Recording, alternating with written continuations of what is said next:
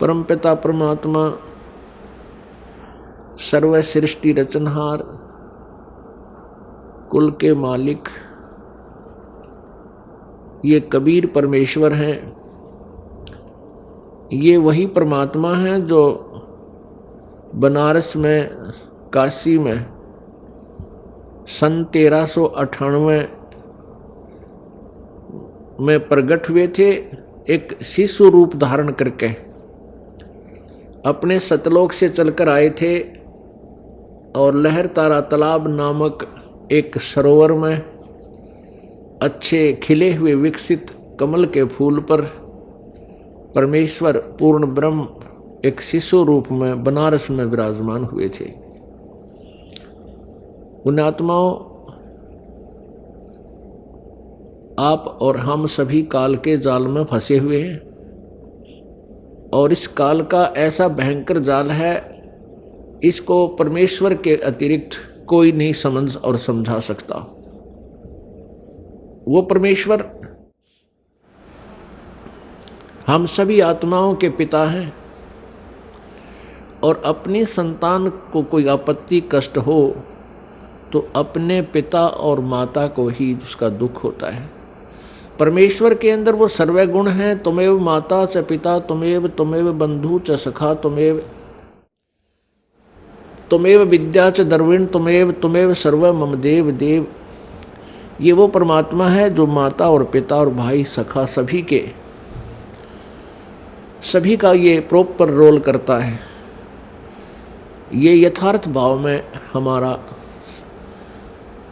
ये सभी नातों से संबंधित है, सभी नातों में यही खरा है। तो उसी को हमारी चिंता बनती है। हमने जो गलती की वो तो बहुत भयंकर भूल है हमारी और उसी का परिणाम हम भोग रहे हैं। हमने क्या गलती की थी कि हम सभी, आप या कोई चींटी बना है, चाहे हाथी बना है, चाहे कोई रंक है या सेठ साहूकार या राजा बना है, ये सभी कबीर परमेश्वर की आत्माएं हैं, पूर्ण ब्रह्म के बच्चे हैं। और हमने क्या गलती की कि हम सतलोक में रहते थे, वहाँ कोई मृत्यु नहीं थी, कोई जन्म नहीं था, ना कोई रोग कष्ट शरीर को था, किसी प्रकार की कोई आपदा वहाँ नहीं आती थी, कोई अभाव नहीं था, कोई मजदूरी नहीं करनी पड़ती थी, हम बहुत सुखी थे। वहाँ हमने गलती की कि जो यहाँ का भगवान है ब्रह्म, ये ब्रह्म जो है इसको ज्योति निरंजन भी बोलते हैं, इसको काल भगवान की उपमा से भी जाना जाता है। इसने एक बदमाशी इसके मन में आई। इसने क्या किया कि अलग राज्य प्राप्त करने के लिए 70 युग तक तप किया, सतलोक में एक पैर पर खड़ा होकर। और हमने भूल क्या की, हम अपने पिता परम पिता परमेश्वर कबीर देव से मन हटा के और इस काल भगवान को चाहने लग गए। केवल इसकी इस भक्ति को देखकर, एक पैर पर खड़ा होकर ये तपस्या कर रहा था, केवल हम इसकी इस कला पर, इस अदा पर आसक्त हो गए और हम अपने पिता जो हमें सर्व सुख दे रहा था, ना कोई मृत्यु थी, ना किसी का बेटा मरे था, ना बेटी मरे थी, ना कोड लगे था, ना कोई किसी प्रकार की कोई आपत्ति नहीं आने देता था, उस परमात्मा को त्याग दिया क्योंकि हम सुखी गणे थे वहाँ पर। और हमें ये मालूम नहीं था कि हमें इतने कष्ट भी आ जाएंगे। अपनी नालायकी के कारण हम इस ज्योति निरंजन को चाहने लगे और जिस परिणाम स्वरूप हम इसके जाल में फंस गए और यहाँ आगे इसके साथ में इसने 21 ब्रह्मांड परमात्मा से तपस्या करके प्राप्त किए। ये अलग से कहानी आपको सुनाएंगे, लेकिन यहाँ जो प्रसंग चल रहा है कि हम अपनी उस नालायकी के कारण आज इस काल के साथ आगे, जब तक हमारे सतलोक के पुण्य थे तब तक तो इसने हमें रखा ऊपर के लोकों में, स्वर्ग महास्वर्ग में। और जब हमारे पुण्य खत्म होते चले गए, क्योंकि यहाँ का विधान है कि जैसे कर्म करेगा वैसे फल मिलेंगे, और पुण्य आपके होंगे। जब पुण्य क्षीण हो जाते हैं तो उसको ये यहाँ पृथ्वी पर पटक देता है। तो जब तक हमारे पुण्य थे, हमारी जेब में पैसे थे, हमारी कमाई थी, तो हम स्वर्ग रूपी होटल में वहाँ अपने मस्ती करते रहे, भगवान याद नहीं आया। और जब हम पटक दिए पृथ्वी पर, कोई कुत्ता बनाया, कोई गधा बनाया, कोई कुतिया बनाई, कोई गधी बनाई, कोई शेर, कोई पशु पक्षी जीव जंतु बनाकर यहाँ डाल दिए। और जिनके कुछ पुण्य फिर भी शेष रहे उनको मानव शरीर दिया। मानव शरीर के अंदर आप देख रहे हो कोई भी प्राणी सुखी नहीं है। मानव शरीर तो हम सबसे उत्तम मानते हैं, अन्य प्राणियों का तो आप एस्टीमेट लगा लेना वो कितने सुखी होंगे, कुत्ते गधे सूअर। मानव शरीर में भी आप और हम बिल्कुल सुखी नहीं है। अब हम झूठे सुख को सुख मान बैठे। परमेश्वर कहते हैं झूठे सुख को सुख कहे ये मान रहा मन मोदे, ये सकल चबीना काल कहा, कुछ मुख में कुछ गोद। इस काल भगवान को श्राप लग गया, एक श्राप लगा हुआ है परमेश्वर की ओर से। इसने वहां एक भयंकर गलती की थी जिसके परिणाम स्वरूप इस काल को श्राप लगा हुआ है 1 लाख मानव शरीरधारी प्राणियों का नित आहार करने का। मानव शरीरधारी प्राणियों का 1 लाख का प्रतिदिन ये ग्रास करता है, आहार करता है, खाता है। इसके लिए इसने हम सभी को यहां रोक रखा है, जैसे कसाई बकरे पालता है। अब पुण्यात्माओं, ये परमेश्वर कबीर जी द्वारा दिया गया ये ज्ञान है, ये दास आपको व्याख्या कर रहा है और ये परमात्मा का बताया हुआ है। इस पर बहुत गहराई से सोचना, इसको केवल एक कथा मत समझना। ये 100% सत्य, ये सत्य कथा है, केवल इसको दंत कथा मत मान लेना। जितना भी आप इस ज्ञान को समझते चले जाओगे उतना ही आप गहराई से चिंतन करने में को विवश हो जाओगे। अब जैसे कसाई बकरे पालता है, उन बकरों के लिए वो बहुत व्यवस्था करता है, उनको चारा चराता है, उनको पानी पिलाता है, गर्मी सर्दी से बचाता है, उसके ऊपर कोई छान डाल देता है, कोई शेड बनाता है। तो अबोध बकरे बकरियां उस कसाई को अपना एक अच्छा मालिक मानते हैं, दयालु मालिक मानते हैं। किस दृष्टिकोण से? कि ये हमारी कितनी केयर टेक करता है, कितनी देखभाल कर रहा है, पानी पिलाता है, चारा चराता है, तालाब बना रखा है, किधर चरागा बना रखे हैं, चारों तरफ बाड़ लगा रखी है, कोई हिंसक पशु आकर इनको खा ना जाए, रोक रखे हैं। अब वो इसी कारण से उस कसाई को अपना दयालु मालिक मानते हैं। और जब वो कसाई उन बकरों के उस बाड़े में जाता है, स्थान पर जाता है, तो बकरे उस मालिक को एक दयालु मालिक मानकर उस व्यक्ति को उसकी तरफ भाग लेते हैं प्यार देने के लिए।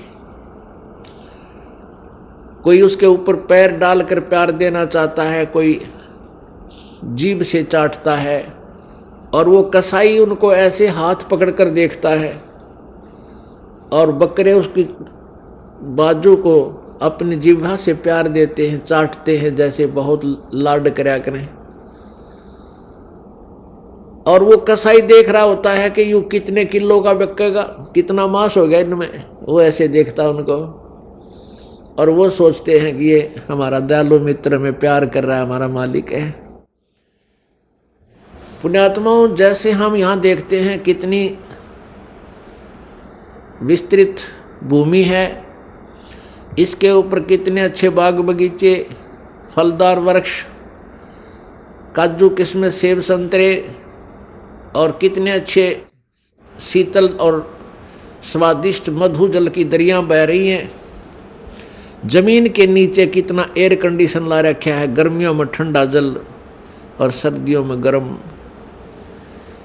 अब ये और कितनी अच्छी हवा चल रही है, सूरज दिन रात बन रहे हैं, सूर्य उदय हो रहा है, अस्त हो रहा है। इस व्यवस्था को देखते हैं तो ऐसा लगता है जैसे ये तो भगवान ने पढ़ा है, कितना अच्छा भगवान है, कितनी हमारी सुनियोजित, हमें कितना अच्छा आहार दिया है, कितना अच्छा हमारे रहने की व्यवस्था की है। और जब हम देखते हैं किसी का बेटा मर गया, किसी की बेटी मर गई, किसी का परिवार नाश हो गया, किसी का दो मर गए एक परिवार में, तो उस समय हमें कभी ये नहीं आता यूं क्यों हो रहा है, ये जुल्म क्यों हो रहा है, ये हमारी बुद्धि में कभी नहीं आया। अब आने लगा जो भगवान ने हमारी ये मोतियाबिंद का ऑपरेशन कर दिया। कबीर परमेश्वर जी के ज्ञान से, इस तत्व ज्ञान से हमारे जो अज्ञान रूपी मोतियाबिंद था आंखों पर, इसका ऑपरेशन हो गया। अब हमें स्पष्ट दिखाई देता है युग के कारण है यहाँ पर इतनी व्यवस्था करने का। जैसे कसाई ने अपने स्वार्थवश कितना परिश्रम कर रखा है और किस प्रकार बकरों को रोक रखा है, और शाम के समय वो ना देखता, जब भी ऑर्डर आ जाता है 10 बकरे चाहिए, बकरी चाहिए, वो छांट के ले जाता, वो ना देखता किसकी माँ है, किसका बेटा, किसकी बेटी, एक परिवार के 2 हैं कि एक, वो तो डंडा लेकर और निकाल लेता 20-30 इकट्ठे ही चल, और जाते ही कटवा के अपने पैसे गिन लेता है। ठीक इसी प्रकार ये यहाँ का भगवान है जिसको ब्रह्म बोलते हैं, ज्योति निरंजन कहते हैं। और अभी तक ये ऋषि, महर्षि, संत इस ब्रह्म की साधना के लिए ही हमें प्रेरित करते रहे। और इस ब्रह्म के 3 पुत्र हैं ज्योति निरंजन के, रजगुण ब्रह्मा जी, सतगुण विष्णु जी, तमगुण शिव जी। और इस ज्योति निरंजन ब्रह्म की पत्नी है दुर्गा, और श्री ब्रह्मा विष्णु महेश जी की ये माता है दुर्गा। अब ये तीनों पुत्रों को इस काल ने हमारे को यहां बांधे रखने के लिए, कर्म आधार से यहां रोके रखने के लिए इनको इंचार्ज बना दिया। रजगुण युक्त ब्रह्मा जी को, सतगुण युक्त विष्णु जी को और तमगुण युक्त शिव जी को कर दिया। रजगुण ब्रह्मा, सतगुण विष्णु, तमगुण शिव जी बना दिए, उत्पन्न कर दिए। ये तीनों गुण युक्त हैं। रजगुण ब्रह्मा है, सतगुण विष्णु, तमगुण शिव जी। अब इस एक ब्रह्मांड में 3 लोकों के ऊपर, एक पृथ्वी लोक, एक ऊपर स्वर्ग लोक और नीचे एक पाताल लोक, इन 3 लोकों पर एक एक विभाग के मंत्री बना दिया इनको। इन तीनों मंत्रियों की तीनों लोकों पर अपने विभाग के आधार से तीनों की पावर काम करती है, शक्ति काम करती है। श्री ब्रह्मा जी के इस रजोगुण के प्रभाव से सभी प्राणी संतान उत्पत्ति करते हैं, जीव के बस की बात नहीं। और श्री विष्णु जी सतगुण, अब सतगुण के प्रभाव से हमारा एक दूसरे में मोह ममता, संपत्ति में मोह, पति पत्नी का आपस में लगाव, बच्चों में ममता, भाई बहन का प्यार, ये इतना जबरदस्त है कि हम इनसे दूर नहीं हो सकते चाहे कितना जोर लगा लें। और तीसरा तमोगुण है, जरा सी बात पर लट्ठम लट्ठा एक दूसरे ने मार डालें, कत्लेआम कर दें, ये भगवान शिव जी के अंदर सतोगुण है। उसका प्रभाव से हम ऐसा यहाँ सब कर रहे हैं। अब जैसे एक मकान में 3 कक्ष हैं या 4 कक्ष हैं, और रसोई के अंदर छौंक लगा मिर्चों का।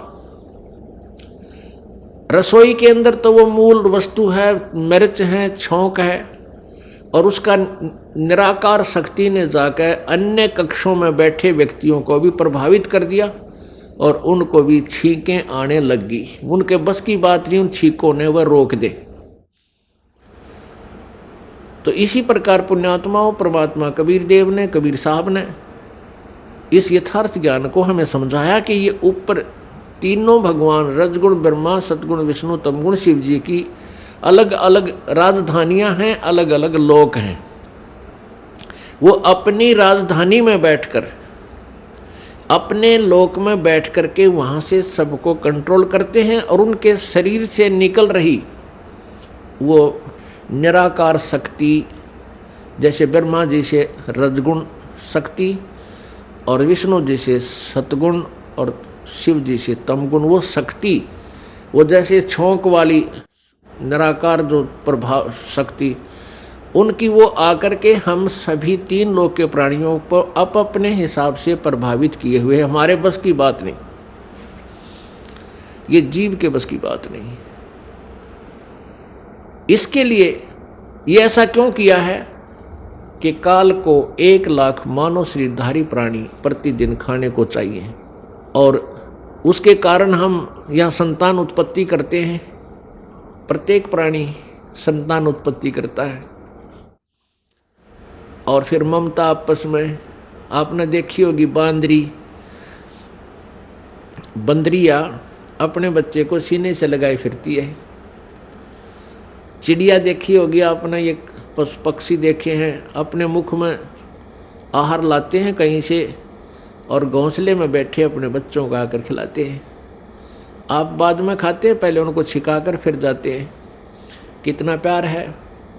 वो बच्चे कौन से उनके बुढ़ापे में उंगली पकड़ेंगे उन पक्षियों की। चलो हम तो सोचा हम एक बार बुढ़ापे में सेवा कर देंगे, बच्चे इसलिए हम पैदा कर रहे हैं, इनको इसलिए पाल रहे हैं, नहीं। बुढ़ापे में तो परमात्मा की भक्ति ही हमें सहारा देगी, तब जब वह बात बनेगी। अरे कलयुग के पुत्र तय तो अपने बेराजी सी सेवा करेंगे और कैसी कर रहे हैं ये आपको खूब विदित है। तो ये सब कारण क्या है? काल ने हमें यहाँ बाई फोर्स और धोखा देकर हमें यहाँ पर रखा हुआ है।